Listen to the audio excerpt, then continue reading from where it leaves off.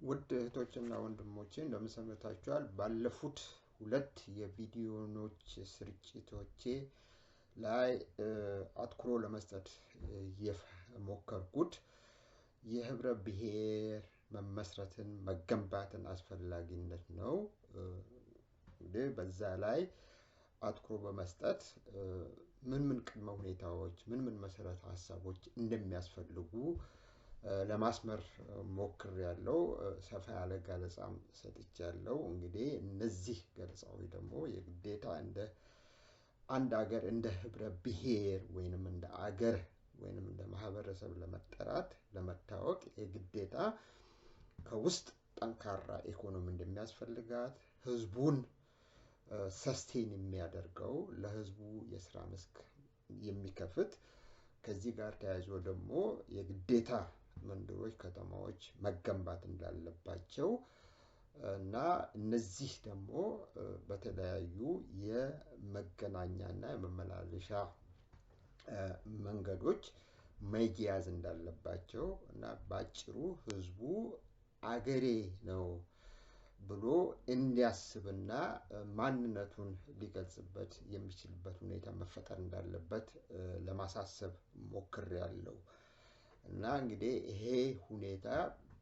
በአገራችን ምድር ተግባራዊ ለመሆን ባለመቻሉ እንግዲህ አብዛኛውን ጊዜ የሚመነጨው ከውቀት ማነስ የተነሳ ነው። ምክንያቱም ለማሳሰብ እንደሞከርኩት ለመግለጽም እንደሞከርኩት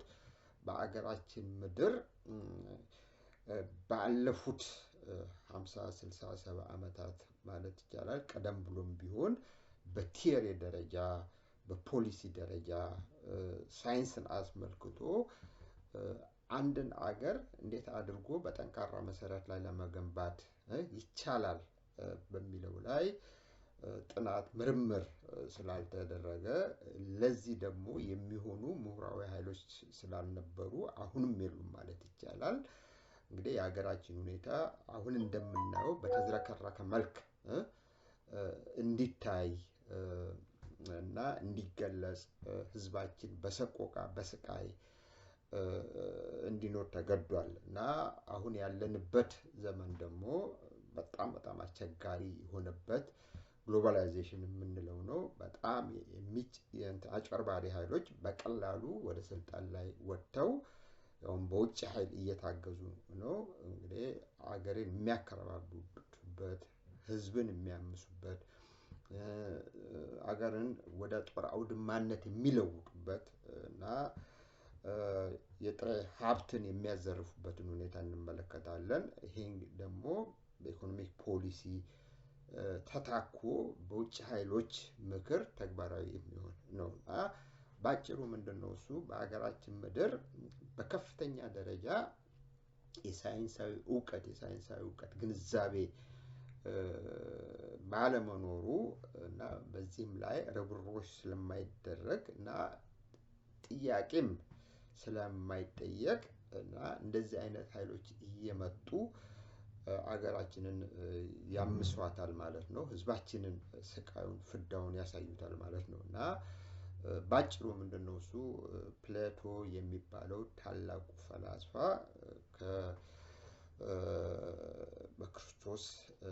ከክርስቶስ ልደት በፊት በአራተኛው ክፍለ ዘመን ቢሲ ማለት ነው እሱ የተወለደው የኖረው ያስተማረውና ተመራምሮም የደረሰበት ጉዳይ ምንድነው የሰው ልጅ ሁሉ ችግር የዕውቀት ማነስ ነው። ይሄ ዕውቀት ሲባል ደግሞ ከትክክለኛው ዕውቀት የራቀ ነው እና ራስን ወደ ውስጥ ለመመልከት ያለመቻል ጥያቄ ያለመጠየቅ እና በዚህም ምክንያት የተነሳ ሁልጊዜ በአንድ ሀገር ውስጥ ውዝግብ ይፈጠራል ይለናል። እና እንግዲህ በዛን ጊዜ በግሪክ ዓለም ውስጥ ከፍተኛ ውዝግብ ስለነበረ እነ ፕሌቶ እነ ሶክራትስ ቀደም ብሎ እና በኋላም ላይም ሌሎች ፈላስፋዎች አሪስቶቴሌስ ተመራምረው የደረሱበት ዋናው ግንዛቤ ምንድነው እሱ የሰው ልጅ ራሽናል አስተሳሰብ ይጎድለዋል ራሽናል የማሰብ ኃይሉ በጣም ደካማ ነው የሚል ነው። እና እና ይሄ ጉዳይ አሁንም በቅርብ ለውይይት የቀረበና በተለይም ሰሞኑን አንድ ፕሮፌሰር የሆነች ሴት የፖለቲካል ሳይንስ እና የኒውሮ ባዮሎጂ ተመራማሪ የሆነች አንድ መጽሐፍ ጽፋለች እና የመጽሐፉ አርዕስት ምንድነው? እሱ ከሞራል ይልቅ አእምሮ ነው የምትለው እና ምንድነው አመለካከቷ ወይንም ደግሞ ለማሳሰብ የፈለገችው እና የሞከረችው በዓለም አቀፍ ደረጃ ወይንም በሀገሮች ውስጥ ያሉትን ችግሮች ሁሉ በሞራል አፒል እንደዚህ ብታደርጉ ይሻላል በማግባባት እና በውይይት በቀላሉ ሊፈታ የሚችል አይደለም ነው የምትለው። ምክንያቱም የብዙዎቻችን ጭንቅላት የተዛባ ስለሆነ እሷ እንደምትለው ያው ልጆች በተጸነሱበት ጊዜ በእርግዝና ዘመናቸው ወይም እናቶች በእርግዝና ዘመናቸው እና የዛን ጊዜ የተወሰነ ኒውሮ ባዮሎጂ ችግር ይፈጠራል እና ይሄ ሁኔታ ደግሞ ልጆች ከተወለዱ በኋላ እና ልዩ አይነት እንክብካቤ እስካልተደረገላቸው ድረስ በዛው ይቀጥላሉ ማለት ነው እና ልጆች ልጅነታቸው ልዩ አይነት የጭንቅላት እንክብካቤ ራሳቸውን እንዲያውቁና ሰው እንዲሆኑ የሚያስገነዝብ ልዩ አይነት ያስተዳደግ ዘዴ እስከሌለ ድረስ እና በዛው ይቀጥሉበታል የሚል ነው እና ይሄ ሁኔታ በተራ የአካዴሚክስ ትምህርት በዩኒቨርሲቲ ደረጃ በሚሰጥ በቀላሉ ሊታረም የማይችል መሆኑን ነው የምታስገነዝበን እና በዓለም ላይ ያለው ችግር እና በሀገሮችም ያለው ትልቁ ችግር በፖለቲካ ስም የሚካሄደው በከፍተኛ ደረጃ ውንብድና ነው ማለት ይቻላል። ሀገሮችን በጦርነት ማመስ የዚህ ሁሉ ዋናው ችግር የጭንቅላት ችግር ነው የምትለው እና በግልጽ እንግዲህ ይሄንን ወደ ኋላ ዞር ብሎ መመልከት ይቻላል። ለምሳሌ እንዴት እነ ፕላቶ እነ ሶክራተስ እና አሪስቶተለስ በጠቅላላው የሳይንስ የፍልስፍና ሰዎች ጭንቅላታቸው ጤናማ ሊሆን ቻለ? ለምንድን ነው እነዚህ ሰዎች ወደ መጥፎ ነገር ያላደሉት? ለምንድን ነው በዚህ ላይ አትኩሮት ሰጥተው ለእውቀት መሰረት የጣሉት? እና በዛ ላይ በመመስረት ደግሞ በኋላ ላይ የተነሱት ፈላስፋዎች ተመራማሪዎች እና ይሄንን መሰረት አድርገው በዛ ላይ ከፍተኛ ርብርቦች ለማድረግ የሞከሩት በትክክልም ደግሞ እና መደምደሚያ ለመስጠት የሞከሩት ለምሳሌ እነ ጋሊሊየን ቀደም ብሎ ኮፐርኒከስ ከዛ በኋላ ደግሞ እነ ዴካ እነ ላይብኒትስ እነ ኩዛ የሚባል የጀርመን ታላቅ ፈላስፋ እና ሳይንቲስት ነው ማለት ይቻላል እና ከዛ በኋላ ደግሞ የተነሱት እነ ኒውተን እና እነ ካንት ፈላስፋዎች እነ ሄግል እነዚህ በሙሉ ጭንቅላታቸው በቀጥታ ከእውቀት ጋር የተያያዘ ነገሮችን ወደ ውስጥ የመመልከትና ተፈጥሮንና የሰውን ባህሪ በመመልከት ነው ለስልጣኔ መሰረት የጣሉት ማለት ይቻላል እና ባጭሩ እነዚህ አይነት ሰዎች ባይፈጠሩ በእውቀት ላይ ርብርቦች ባያደርጉ ትክክለኛውን የእውቀት ፈለግ ባይከተሉ ኖሮ የዓለም ህዝብ በጨለማ ዓለም ውስጥ መኖር በቻለ ነበር። ይሁንና ግን እንደዚህ አይነቱ እውቀት ደግሞ በተሳሳተ መልክ በመተርጎሙ እና ለስልጣን መጠቀሚያ እንዲሆን በማገልገሉ የሳይንስና የቴክኖሎጂን እድገት መመልከት ይቻላል። ሀገሮች መታመሲያ ለመሆን በቅተዋል ማለት ይቻላል እና ወደ ሀገራችን ስንመለከት ያለው ችግር ምንድነው? እሱ የእውቀትን አመጣጥ እድገት ለመገንዘብ ያለመቻልና በተቻለ መጠን ከውጪ የሚመጣ እውቀት የቱን ያህል ራሳችንን እንድናገኝ ግንዛቤ ሰጥቶናል እና ሀገራችን እድገት ያመቻል፣ ህዝባችንን ከድህነትና ከረሃብ ያላቅቀዋል፣ ከኋላ ቀርነትም ተላቀን እኛ እንደ ማህበረሰብና እንደ ህብረተሰብ ልንኖር እንችላለን። ሀገራችንን በጠንካራ ኢኮኖሚ መሰረት ላይ እንገነባለን። ጠንካራ ኢኮኖሚ የሚገነባው ደግሞ በሳይንስና በቴክኖሎጂ ላይ ነው ብለን ለምንድን ነው ያልተነሳን ብለን ለመጠየቅ አልቻልንም ማለት ነው። እና ለዚህ ደግሞ ነገሩ ወይንም መልሱ በጣም በጣም ቀላል ነው። ምክንያቱም አብዛኛውን እውቀት የሚባለውን ነገር ኮታንኮት የወሰድነው ከአውሮፓ በተለይም ደግሞ ከአሜሪካ ነው። የትምህርቱ ማቀራረጽ እና እነሱ በሚፈልጉት መልክ እንጂ አገራችንን ከድህነትና ከኋላ ቀርነት ሊያላቅቃት ይችላል። የተሟላ ወይንም ሁለገብ የኢኮኖሚ እድገት ሊያመጣ ይችላል። ይሄ ኢኮኖሚ እድገት ደግሞ ህዝባችንን የሚጠቅም መሆን አለበት ተብሎ ከዚህ በመነሳት የተነደፈ እውቀት ትምህርት አይደለም። እና ሁላችንም እንግዲህ ትምህርት ቤት ገብተን በመጀመሪያ ደረጃ ኤሌመንተሪ ስንማር የነበረው ዝም ብለን ተላክን እንጂ ለምን እንደተማርን እና አስተማሪዎችም ደግሞ የሚያውቁት ነገር አልነበረም። እና ዝም ብለን ብቻ በደፈናው ተምረናል። ማቴማቲክስ፣ ጂኦግራፊ፣ ታሪክ ከዛ ደግሞ ቀስ በቀስ እያል የተፈጥሮ ሳይንስ እንደ ባዮሎጂ፣ ፊዚክስ፣ ኬሚስትሪ የመሳሰሉትን ግን እነዚህ ነገሮች ወዴት ነው የሚያመሩን? ለሀገር ግንባታ ያስፈልጉናል ወይ ተብሎ በፍጹም በምርምር መልክ አልተደረሰበትም። ዝም ብለን ብቻ እየተማርን ያንን በቃላችን እየሸመደን ፈተና ስንፈተን ፈተናውን አልፈን ቀስ በቀስ ወደዚህ ደረጃ የደረስን ነን ማለት ነው። እና ወደ ሌሎች ፊልም ስንገባ ለምሳሌ አርኪቴክቸር፣ ሲቲ ፕላኒንግ እነዚህም የመሳሰሉ ነገሮች በዩኒቨርሲቲ ደረጃ የሚሰጡ ይመስለኛል። እና ለምን በዛ መልክ እንደሚሰጡና እንዴትስ ወደ ተግባር እንደሚመነዘሩ የሚታወቅ ነገር የለም። እና ይሄንን ለምሳሌ ከጀርመን የህብረ ብሔር እንደ ህብረተሰብ አገነባብ እንደ አገር አገነባብ ጋር ስናነጻጽረው ጀርመንን የለወጧት ሰዎች በጣም በጣም በጣም ጥቂት ሰዎች ናቸው። አንደኛ የሳይንስ ሰዎች ናቸው። ትምህርቱን ያዘጋጀው በጠቅላላው ሪፎርም ያደረገው መሰረታዊ የሆነ የጥገና ለውጥ እንዲመጣ ያደረገው ሁምቦልት የሚባል ነው። ቪሌልም ሁምቦልት ይባላል። ትልቅ ዩኒቨርሲቲ ነው። በዛ ዩኒቨርሲቲ ውስጥ ነው እንግዲህ በኋላ ላይ በሃያኛው ክፍለ ዘመን ላይ ሳይንቲስቶች ሊፈልቁ የቻሉት እና አይንስታይን ቀደም ብሎ ጋውስ፣ ሪማን ምናምን የሚባሉ እና በጠቅላላው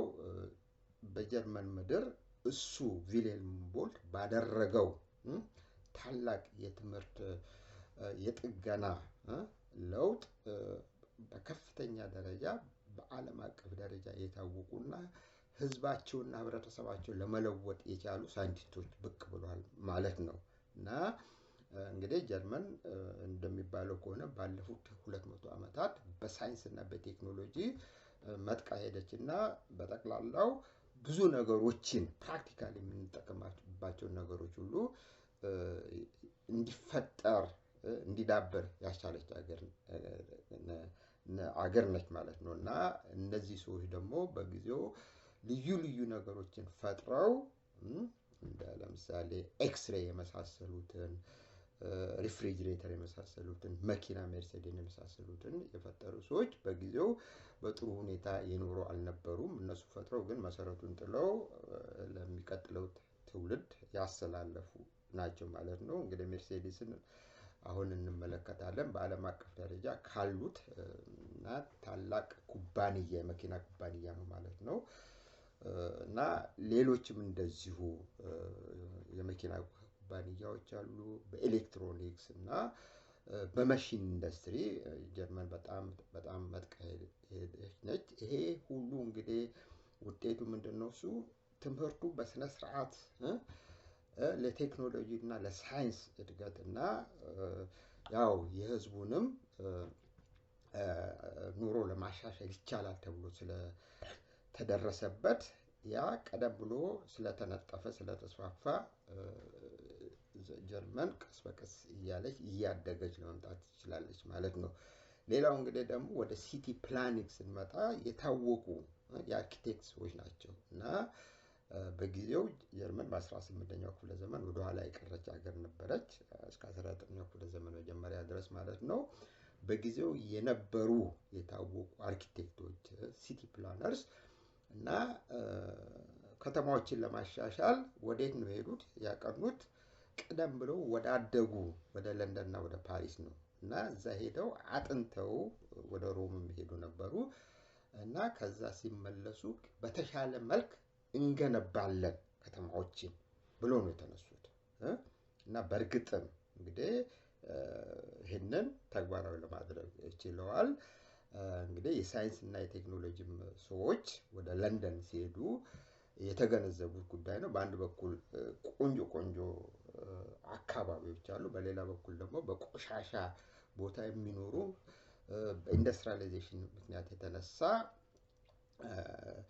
በአስቀያሚ ሁኔታ የሚኖሩ ሰዎች ነበሩ እና ያንን የተገነዘቡ ሰዎች ሲመለሱ ምንድነው ጀርመንን እንደውም የጥበብ ሀገር እናደርጋታለን፣ የአንድ ሀገር ህዝብ ኑሮ የአንድ ከተማ ህዝብ ኑሮ በዚህ በአንድ ከተማ ውስጥ የሚኖር ህዝብ በዚህ አይነት ሁኔታ ውስጥ መኖር የለበትም ብለው ነው የከተማ ግንባታ እና ቀስ በቀስም ደግሞ የኢንዱስትሪያላይዜሽን ፖሊሲ የተከተሉት ማለት ነው። እና እነዚህ ሰዎች እንግዲህ ምንድነው ሶሻሊ አዌር ነበሩ ማለት ነው። ለአገራቸው ተቆርቋሪዎች ነበሩ ማለት ነው። እና አገራችንን እና ህዝባችንን አይደለም ከነበሩበት አስቀያሚ ሁኔታ ማውጣት አለብን ብለው የተነሱ ታላላቅ ሰዎች ናቸው። አንደኛው ሽንግል ይባላል፣ ሌላው ሆፍማን ይባላል እና ሲቲ ፕላነርስ እና አርኪቴክቶች ናቸው፣ የታወቁ ሰዎች ናቸው ማለት ነው። እና በእነሱ አማካይነት ነው እና እንደ በርሊን የመሳሰሉ ከተማዎች በአማረ መልክ ሊገነቡ የቻሉት ማለት ነው። ጀርመን ስንመለከት በጠቅላላው ኢኳሊ ዴቨሎፕድ የሆነ ሀገር ነው። 16 ክፍለ ሀገራት አሉት እና እንደዚህም 16 ክፍለ ሀገራት በሁሉም አካባቢ ኢኳል ዴቨሎፕመንት አለ ማለት ነው። እና አሁን ይሄንን ሁኔታ ወደ ሀገራችን ከሀገራችን ሁኔታ ጋር ስናነጻጽረው ያለው ችግር ምንድነው? እሱ የሀገራችን የገባው ትምህርት ለምንድነው የኛን ጭንቅላት በጥሩ መልክ በመቅረጽ በተሻለ ሁኔታ እንድናስብና ወደ ውስጥ በማትኮር መሰረታዊ ለውጥ ለማምጣት ያላስቻለን የህዝባችንን ኑሮ ለማሻሻል እንድንችል ያላደረገን ምክንያቱም ምንድነው እሱ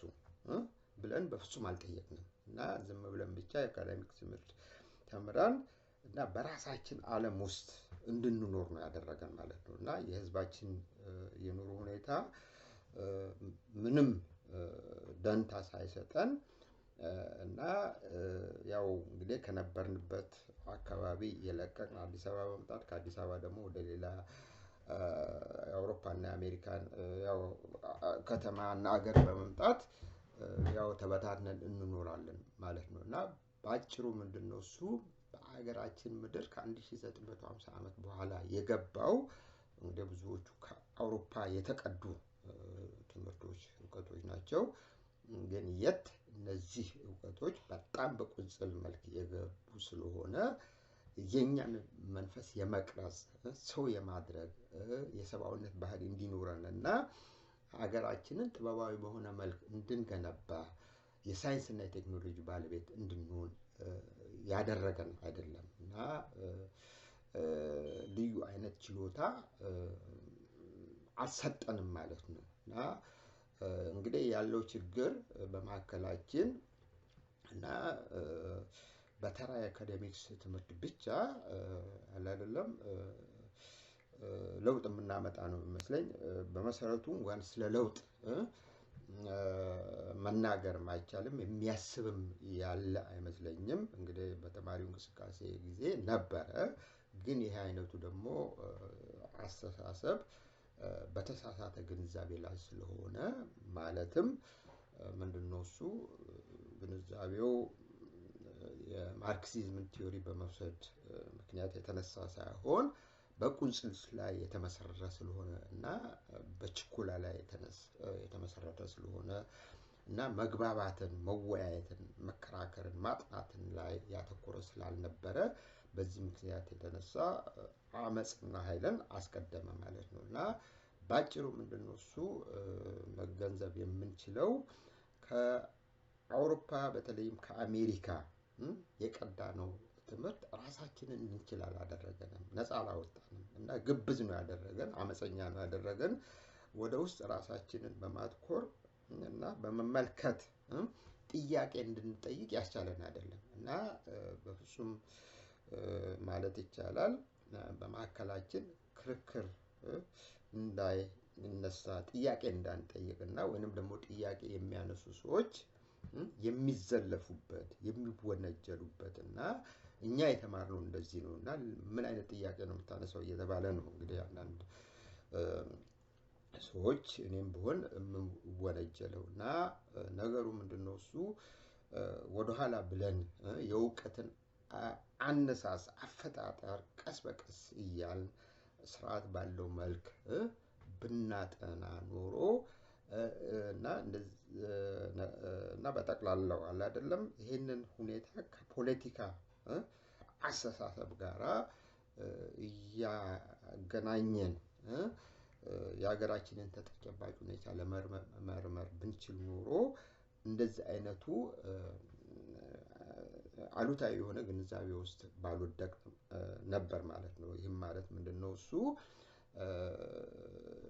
ሌሎች ሰዎች ጥያቄ ሲያነሱ ይሄ ነገር እኮ በተሳሳተ መልክ ነው ተግባራዊ በመሆኑ እንደዚህ አይነት ሁኔታ ውስጥ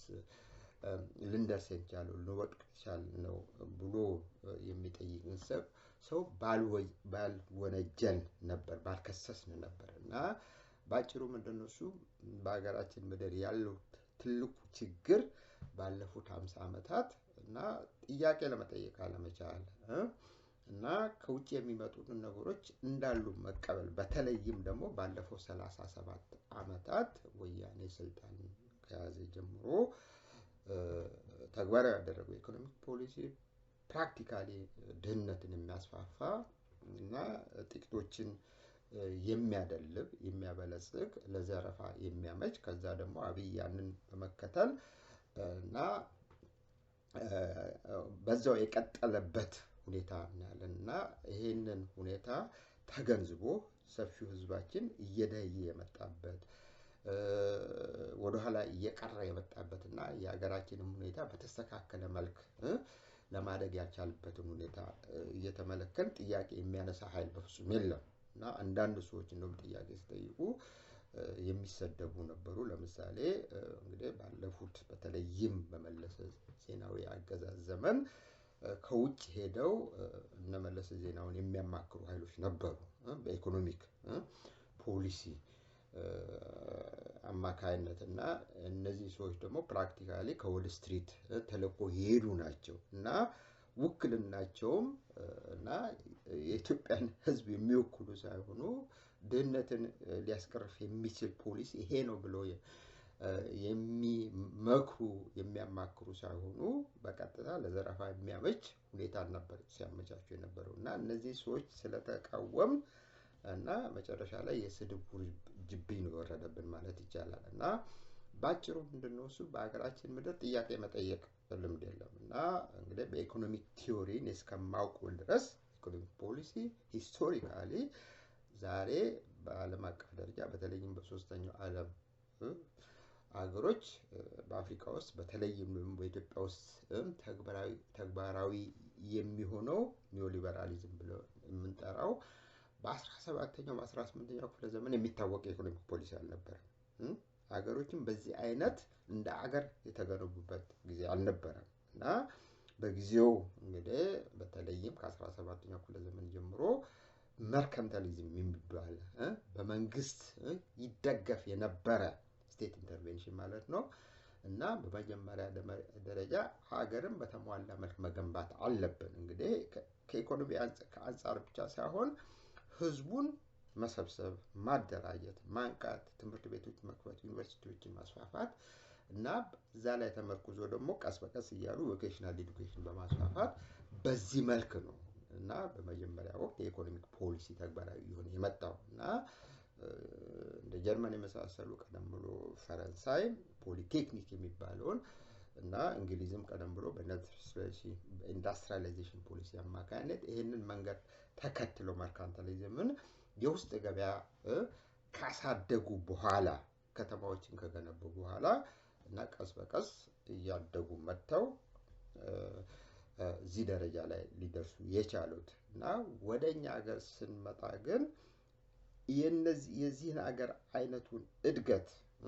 ፕሮሴሱን ስላልተከታተል እና ከውጭ የሚመጣውን ፖሊሲ ጥያቄ ሳንጠይቅ ይሄ ትክክል ነው ትክክል አይደለም ወይ ብለን ሳንመረምር ሳናነሳ ሳንከራከር እና ዝም ብለን ብቻ በጭፍኑ ተግባራዊ እናደርጋለን እና የመጨረሻ ላይ ይሄ አይነቱ አለ አይደለም በጭፍን ተግባራዊ የምናደርገው ፖሊሲ ደግሞ ወደ ውስጥ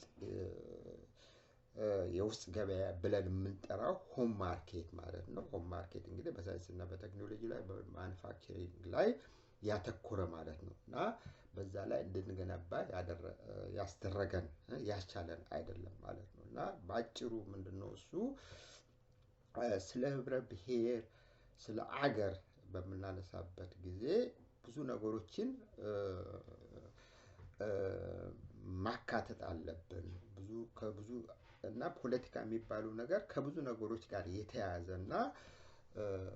ከሳይንስ ከተፈጥሮ ሳይንስ ማለት ነው ከፊዚክስ ከባዮሎጂ ከኬሚስትሪ ውጪ ከሜካኒካል ኢንጂነሪንግ ውጪ ሊታይ እንደማይችልና በጠቅላላው አንድ ሀገር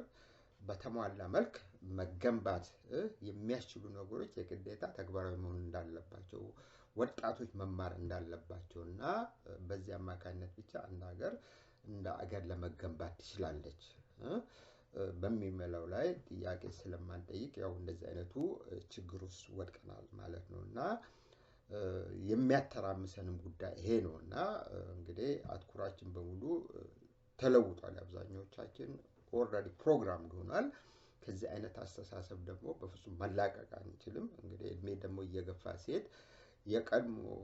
አስተሳሰባችን ትክክል ነው ብለን ነው እናምነው እና ጥያቄ የመጠየቅን ባህል የለም ይሄ በእኛ ብቻ ሳይሆን በዚህ በአውሮፓ ምድር ውስጥም የሚታይ ነገር ነውና የሰዎች ጭንቅላት ፕሮግራም ሊሆነ የመጣበት ሁኔታ እንመለከታለን እና ማአት ዕውቀት እያለ በየጊዜው አዳዲስ መጽሐፎች እየተጻፉ እስከ ተወሰነ ደረጃ ድረስም ውይይት እየተካሄደ ግን በተቻለ መጠን የሰውን አስተሳሰብ በአንድ አይነት ትረካ ላይ እንዲያተኮር ለማድረግ ጥረት እየተደረገ ነው በአንዳንድ ሀገሮች ውስጥም ይሄ ነገር ተሳክቷል ማለት ይቻላል እና በጣም አስቸጋሪ ሁኔታ አለ ማለት ነው በአለም አቀፍ ደረጃ ወደ ሀገራችን ስንመጣ ደግሞ ያው አሁን ደግሞ በፌስቡክ ዘመን በዋትስአፕ ዘመን እና በቲክቶክ ዘመን የማይሆኑ ተረካዎች እየተስፋፉ በከፍተኛ ደረጃ በውዥንብር ዓለም ውስጥ እንድንወድቅ ተደርገናል ማለት ነውና አስተሳሰባችንን ሊያሾለን የጠራ አመለካከት እንዲኖረን የሚያደርግ ሁኔታ በዛ ላይ ርብርቦች ሲደረግ አይታይም እና እንዴት አድርገን ነው ይሄንን ሁኔታ መቀልበስ የምንችለው መስመር ማስያዝ የምንችለው እና ማአት ኃይሎች ናቸው ያሉት ሀገር ቤት ውስጥም ዝም ብሎ ይለፈለፋል የዩቲዩብ ቻናሎች አሉ የቲክቶክ መድረኮች አሉ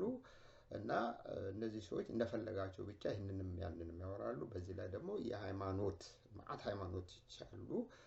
ሰባኪዎች አሉ እና ህዝቡን በውዥንብር ዓለም ውስጥ ጥለውታል ማለት ነው ወደ ውጭም ስንመጣ ደግሞ አብዛኛው ኢትዮጵያዊ በውጭ ዓለም የሚኖረው አውሮፓም ሆነ አሜሪካም ሌሎች ሀገሮች በከፍተኛ ደረጃ የተዳከመበትን ሁኔታ እንመለከታለን መንፈሱ ተዳክሟል ማለት ነው እና ምክንያቱም አንድ ሰው በስራ ሲወጠር እና በመጀመሪያ ደረጃ የራሱን ሁኔታ ነው ማሻሻል ያለበት ቤተሰብ ይመሰረታል ይሄ ጉዳይ አለ ግን ጥቂቶች ያገባናል ለምንል ሀገራችን በዚህ ሁኔታ መገኘት የለባትም ብዙ ውስጥ ፖቴንሻል አላት ሪሶርስ በሚመለከት የጥያቄን በሚመለከት እና ታዳጊ ልጆችም አሉ በርግጥ እና የሀገራቸው ሁኔታ የሚያሳስባቸው በጣም ጥሩ ቀና ግጥሞችን የሚገጥሙ ደስ የሚሉ ሰባውነትን አይደለም ለማስተጋባት ለማስተላለፍ የሚሞክሩ በጣም ደስ የሚሉ ወጣት ልጆች አሉና አስተሳሰባቸው በጣም ቀና ነውና እንግዲህ ይሄ ሁሉ ትርምስ እያለ እና አዎንታዊ ሁኔታም አለ ማለት ነውና እንግዲህ ይሄንን ሁሉ ተገንዝበን እንዴት አድርገን ነው መስመር ማስያዝ የምንችለው የሚለው ነው እንግዲህ በጣም አስቸጋሪ ይሄ በአንድ ሰው በሁለት ሰው ትከሻ ላይ የሚወድቅ አይደለም ግን እንደምናየው በተለይም የፖለቲካውን መድረክ የሚቆጣጠሩት በጣም ጥቂት የሆኑ ሰዎች ግን ታዋቂነት ያላቸው በየጊዜው ተመሳሳይ ትረካ ወይም ናራቲቭ የሚሰጡ ናቸውና እነዚህ ሰዎች ደግሞ በጣም አደገኛ ናቸው ሊመከሩ የማይችሉ እናውቃለን የሚሉ ናቸው የት የሚናገሩ ደግሞ በሳይንሳዊ እውቀት ላይ ያልተመሰረተ ነው እና ኖሌጅ ቤዝድ ያልሆነ ማለት ነው እና በፍልስፍና ላይ ያልተመሰረተ ነው በፍልስፍና ላይ ያልተመሰረተ እውቀት ደግሞ እንደ እውቀት ሊሆን አይችልም እና ምክንያቱም መጨረሻ የሰው ልጅ ህይወት የግዴታ በተለይም የሰፊው ህዝብ ኑሮ መሻሻል አለበት ከኋላ ቀርነት መላቀቅ አለበት ራሱን በራሱ ማግኘት አለበት እና የፖለቲካ ትርጉም ይሄ ነው እና እነዚህ ሰዎች ይህንን አይነቱን መንገድ ሲያሳዩ አይታይም እና ዝም ብሎ ብቻ ሁሉ ጊዜ ያንኑ አይደለም እየደጋገሙ ያወራሉ እና እንግዲህ አሁን ችግሩ ምንድነው ከነዚህ ኃይሎች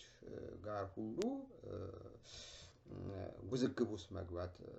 በጣም አስቸጋሪ ነገር ነው እና የእያንዳንዳችንም ኃይላችን የተወሰነ ነው እና መዳከም ይመጣል ማርጀት ይመጣል እና በቀላሉ እነዚህ ኃይሎች ሁሉ መቋቋም አይቻልም ማለት ነው እና ይሄ ድሮም ቢሆን በአለም አቀፍ ደረጃ በአውሮፓ ምድር የታየ ነበረ ምክንያቱም የተሳሳተ ትረካ የሚያራቡ የሚያዛምቱ ሰዎች እየበዙ የሚወጡበት ጊዜ አለ በተለይም አንድ ሀገር በቀውስ ውስጥ በምትገኝበት ጊዜ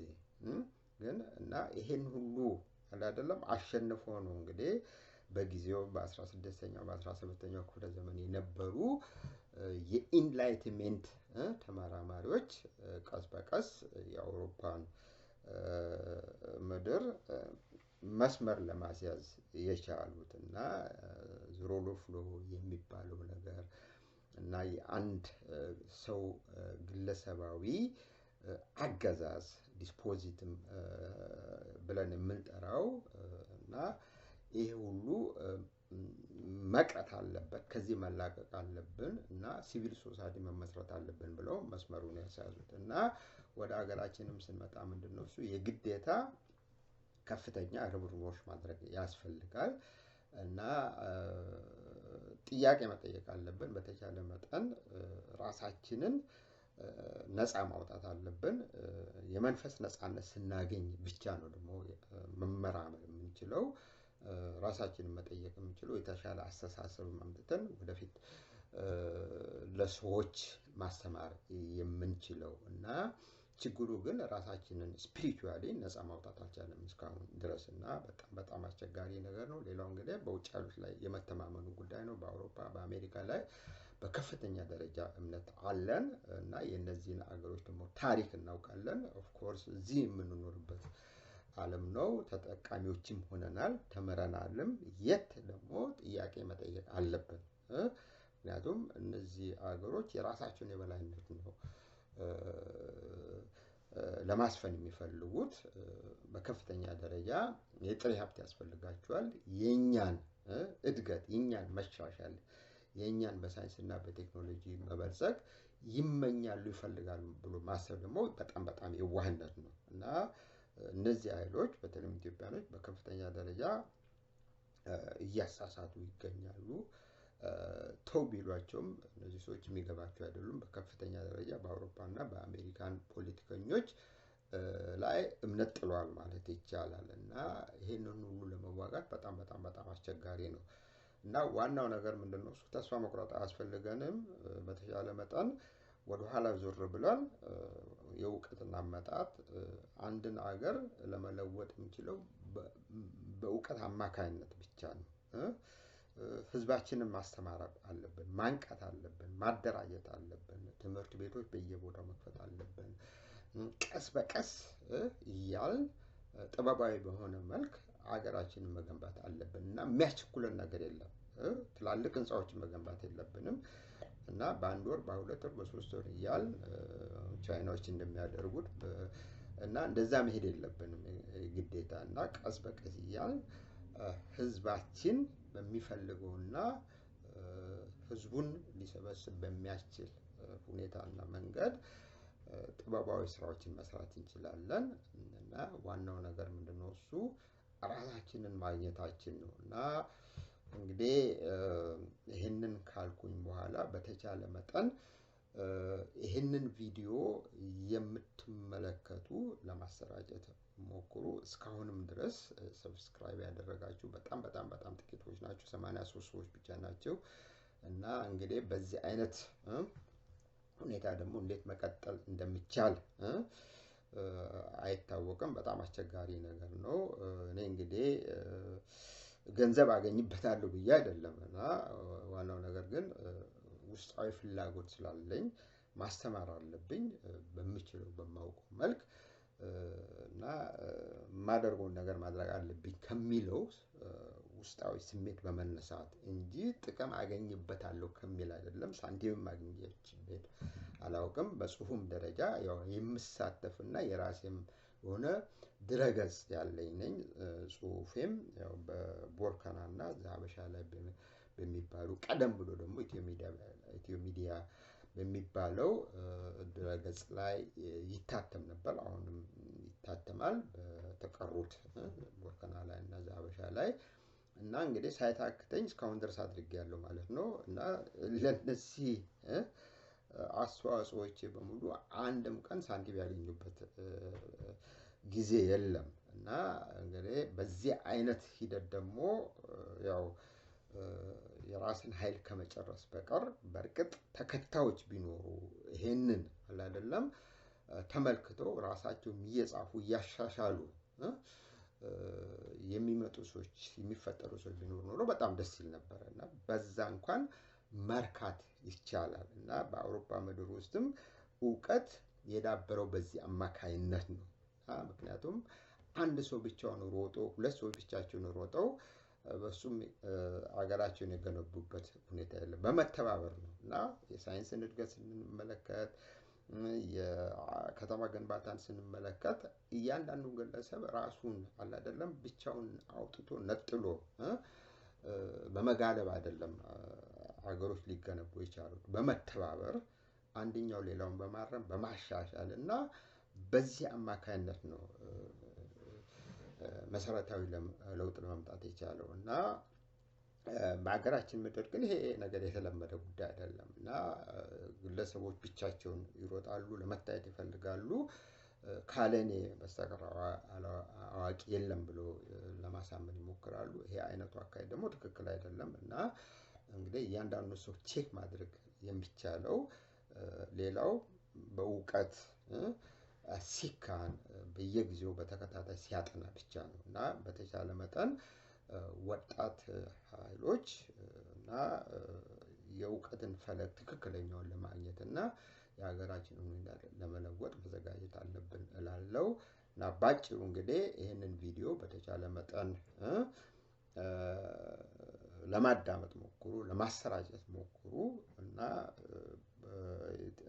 ዓለም አቀፍ ደረጃ በብዙ ሚሊዮኖች የሚቆጠሩ ኢትዮጵያኖች አሉ እና እንግዲህ የቪዲዮ ስርጭቴን ስመለከት የቪዲዮዎችን ስርጭት ስመለከት በእውነቱ እስካሁን ድረስ ወደ 200 ተከታዮች ቪውወርስ የደረሰበት ጊዜ የለም እና ይሄ በጣም የሚያሳዝን ነው። በጀርመን ምድር እንኳን እኔ ባለሁበት ከተማ እንኳን እስከ 3000 4000 የሚሆኑ ኢትዮጵያውያን አሉ። በጀርመን ምድር እስከ 30000 የሚደርሱ ኢትዮጵያውያኖች አሉ እና እንግዲህ ለምንድን ነው እዛ ውስጥ ቢያንስ 1000 ሰው ማዳምጠው አይደለም እና ይሄን ያህል ይሰለቻል ወይ? እንግዲህ እነሱን በሚጥም መልክ ደግሞ ማቅረቡ በጣም አስቸጋሪ ነገር ነው። ምክንያቱም ይሄ አገርን የመገንባት ጉዳይ ስለሆነ ህብረተሰባችንን ህዝባችንን ከድህነት እና ከኋላ ቀርነት ከጭቆና የማላቀቅ ጉዳይ ስለሆነ የግዴታ ወደ ኋላ ሄደን መሰረታዊ በሆኑ ነገሮች ላይ መወያየት መከራከር ማጥናት አለብን እና በርግጥ እንደዚህ አይነቱ ሁኔታ ሰዎችን ሊያሰለች ይችላል ምክንያቱም ሰው የሚፈልገው ብርቅርቅ የሆኑ ነገሮችን የሚያስቁ የሚያስተሱቱ ነገሮችን ናቸው በርግጥ እኔ የማቀርበው ያሳዝናል ማለት ሳይሆን ግን ለሀገራችን የሚበጀው መንገድ ይሄኛው ነው ትክክለኛው መንገድ ብዬ በማመን ነው እና ዕውቀት በጣም አስፈላጊ ነው በዕውቀት አማካኝነት ነው ሌሎችም ነገሮች እንግዲህ ሊስፋፉ የሚችሉት ይሄ ማለት ዕውቀት ላይ ስንረባረብ ሌሎች ነገሮችን እንተዋለን መደሰትን መሳቅን እንተዋለን ማለት አይደለም እና ለሰው ልጅ ያው መደሰትና መሳቅ በጣም አስፈላጊ ነገሮች ናቸው ካለበለዚህ ደግሞ የሰው ልጅ ህይወት አይደለም ሊሆንም አይችልም ማለት ነው እና ባጭሩ ምንድነው እሱ በተቻለ መጠን እንደነዚህ አይነት ቪዲዮዎች ተዘጋጅተው ሲቀርቡ ለማሰራጨት ሞክሩ ለማገዝ ሞክሩ እና በመተጋገዝ በመተባበርና ሶሊዳሪቲ በማሳየት ነው እና ወደፊት ስራዎችን መስራት የሚቻለው የሚል እምነት አለኝ እና እንግዲህ እስካሁን ድረስ ለተከታተላችሁ ምስጋናዬ ይድረሳችሁ ይሄንንም ቪዲዮ እንደገና በተሻለ መጠን ለማሰራጨት ሞክሩ በሚቀጥለው አርዕስቴ ላይ ደግሞ ለየት ባለ መልክ ለማቅረብ ሞክራለሁ ለማብራራት ሞክራለሁ እንግዲህ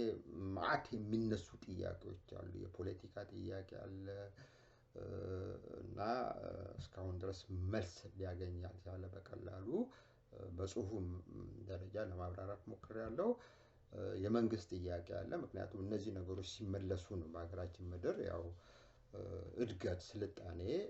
እና ሰላምም ሊመጣ ይችላል እና እስካሁንም ድረስ የመንግስትና የፖለቲካ ጥያቄ መልስ ስላላገኙ ዝም ብለን ብቻ በጭፍኑ እንመራለን ማለት ነው ማንም ሰው እየተነሳ ስልጣን ላይ እየወጣ ሀገራችንን ያከረባብታል ማለት ነው እና እነዚህ ሁለቱ ጥያቄዎች መንግስትና የፖለቲካ ጥያቄዎች መልስ ማግኘት አለባቸው ምን አይነት ሰዎች ናቸው ስልጣን ላይ መውጣት የሚገባቸው የሚለው በጣም አስፈላጊ እና ወሳኝ ነው የሚል እምነት አለኝ እንግዲህ በጣም አመሰግናለሁ እስከሚቀጥለው የቪዲዮ ስርጭት ድረስ ያው መልካም ጤንነት እና ሰላም እመኝላችኋለሁ ባይ ባይ